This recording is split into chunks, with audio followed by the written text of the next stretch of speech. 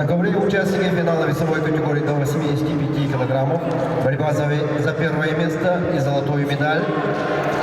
Красным триком представитель команды Республики Саха-Якутия Владимир Басов имеет первый спортивный разряд.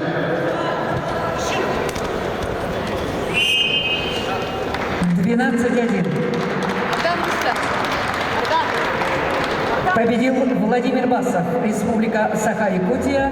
У него золотая медаль, у Тумена Чемидержиева, Бурятия, серебряная медаль.